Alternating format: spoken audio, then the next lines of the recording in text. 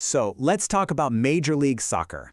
Right now, it's one of the fastest growing sports leagues on the planet. I mean, we're talking global superstars, huge crowds, and it's really becoming the sport of a new North America.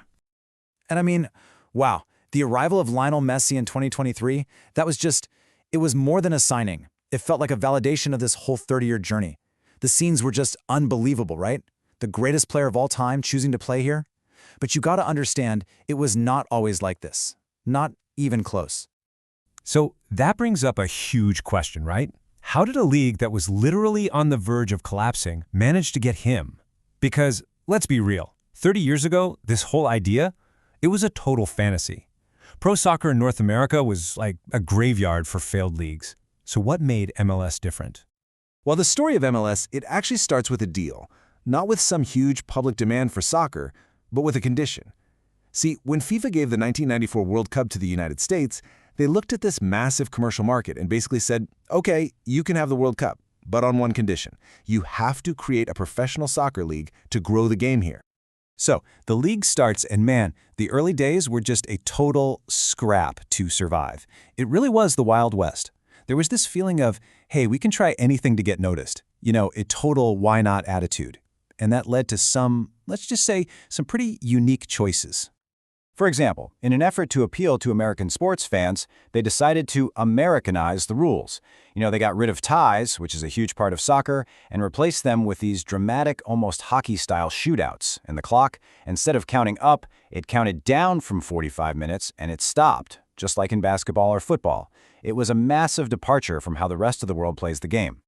And that whole why not vibe, it absolutely spilled over into the branding. All of a sudden you had teams called the Dallas Burn, the Tampa Bay Mutiny, the Kansas City Wiz. I mean, the Wiz. It was a league just desperately trying to carve out an identity for itself, even if it looked kind of weird to the global soccer community. And glamorous? Oh, it was the opposite of glamorous. We're talking players and staff doing literally whatever it took to get noticed. You had guys practicing in parking lots, having to sweep away broken glass before they could even start. They were standing on street corners, waving flags, just hoping someone would ask what they were doing. Get this, a World Cup player went on Conan O'Brien to play soccer with pit bulls just for the TV time. As one person put it, they were selling smoke before there was a fire. Okay, so the league launches in '96, and there's this initial buzz, right? But then it started to fade. Fast. Those second and third seasons, that was the real test.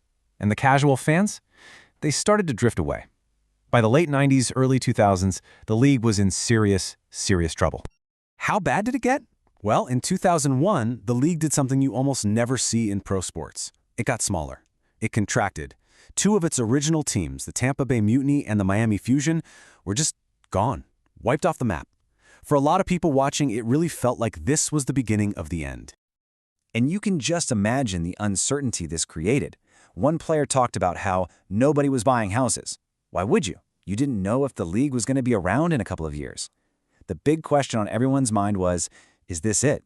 Is this just another failed American soccer league? So, with their backs against the wall, literally facing collapse, the league's new leadership, with Commissioner Don Garber at the helm, had a realization.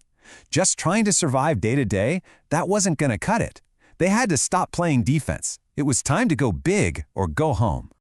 And then, the move that changed absolutely everything.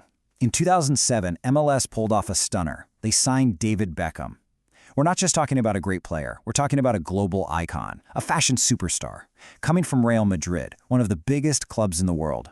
No one, and I mean no one, saw this coming.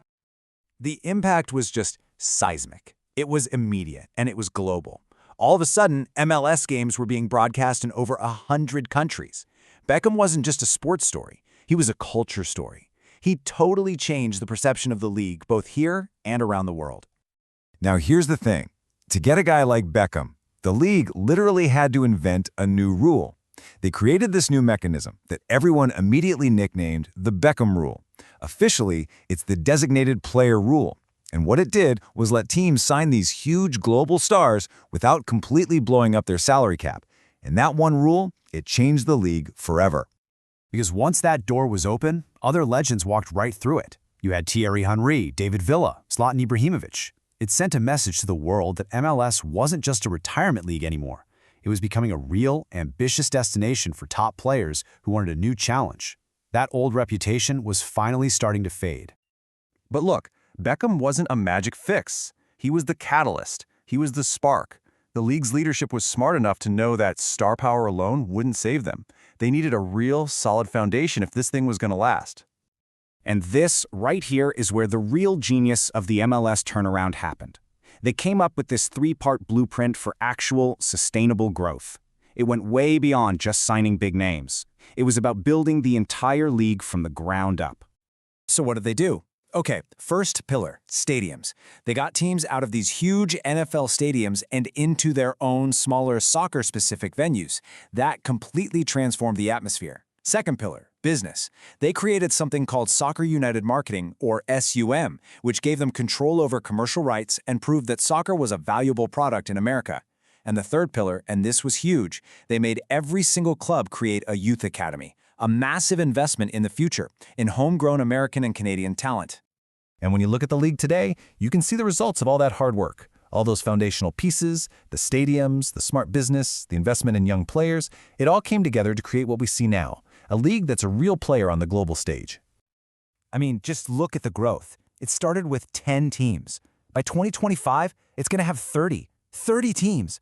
That will make it to biggest top division soccer league in the entire world. That's just wild.